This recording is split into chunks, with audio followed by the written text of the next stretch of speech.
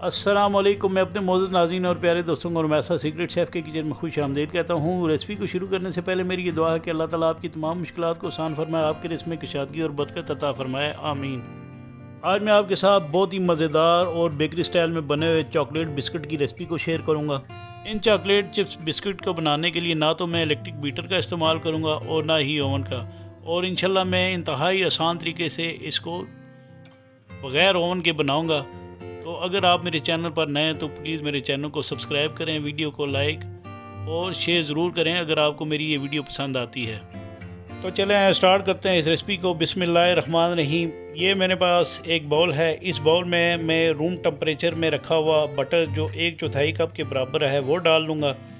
इसके बाद ये शुगर पाउडर है, ये 1/4 कप के बराबर आपने इसके अंदर डालनी है। इसको शुगर पाउडर भी कहते हैं और इसको आइसिंग शुगर भी कहते हैं।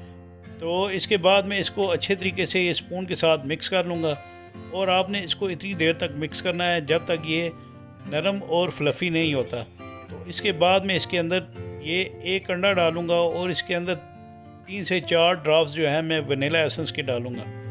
वनीला एसेंस डालने से अच्छी सी खुशबू आएगी इंशाल्लाह इन बिस्किटों के अंदर, और अंडे से जो आने वाली खुशबू होती है वो भी वनीला एसेंस से डालने से नहीं आएगी।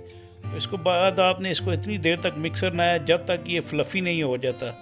तो ये चारों तरफ से आपने बटर जो है इकट्ठा करके इसको दोबारा इस तरह मिक्स करना है। इसको इतनी देर तक जब तक इसका कलर थोड़ा सा वाइट नहीं हो जाता। तो इसके बाद ये स्टैनर ले लेना है आपने। इस स्टैनर में तकरीबन 1 कप के बराबर जो है आपने मैदा डाल देना है।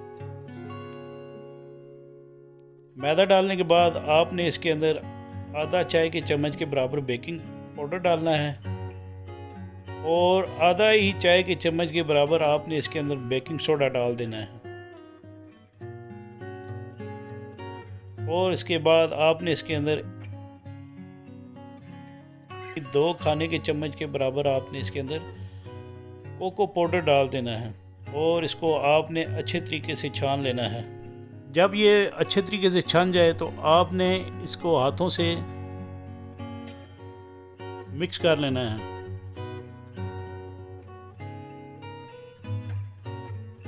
और आपने बिल्कुल नरम हाथों से इसको मिक्स करना है, और आपने इसको इतनी देर तक मिक्स करना है जब तक इसके अंदर थोड़ी सी शाइनिंग नहीं आ जाती बटर की। और इसके बाद मैं इसको थोड़ी देर के लिए रख लूँगा, और एक गोल सी ट्रे ले लूँगा मैं।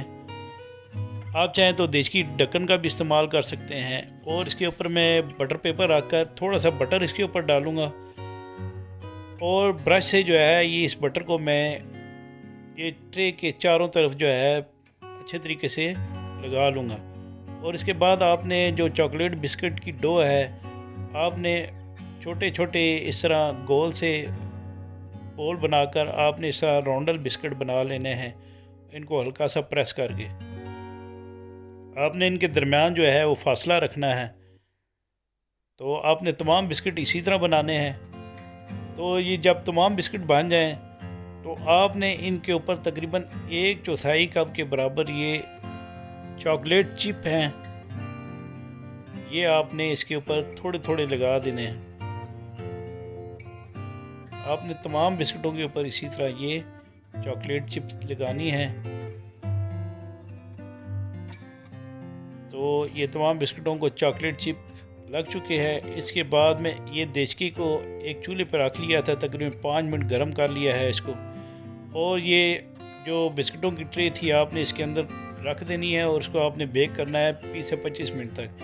20 से 25 मिनट गुजरने के बाद ये देखें ये ज़बरदस्त और मज़ेदार चॉकलेट बिस्किट जो हैं जो वाइट चिप के साथ बने हुए हैं वो तैयार हो चुके हैं। तो इसके बाद मैं इनको ठंडा कर लूँगा, तकरीबन 10 से 15 मिनट ठंडा करने के बाद मैं इनकी प्रेजेंटेशन कर लूँगा। और ये देखें माशाल्लाह खस्ता और ज़बरदस्त चॉकलेट बिस्किट हमारे तैयार हो चुके हैं। और इंशाल्लाह आप इस रेसिपी को एक दफ़ा अपने घर में ज़रूर ट्राई कीजिएगा, और मुझे इसके बारे में कमेंट्स बॉक्स पर कमेंट ज़रूर दीजिएगा। अगर आपने किसी भी रेसिपी की कोई राय लेनी हो या कोई रेसिपी के बारे में पूछना हो तो आप मेरे से कमेंट्स बॉक्स पर पूछ सकते हैं। इसके साथ ही मैं अपने मौजूद नाज़रीन और प्यारे दोस्तों से इजाज़त चाहता हूँ। अल्लाह ताला आप सबका आमीन।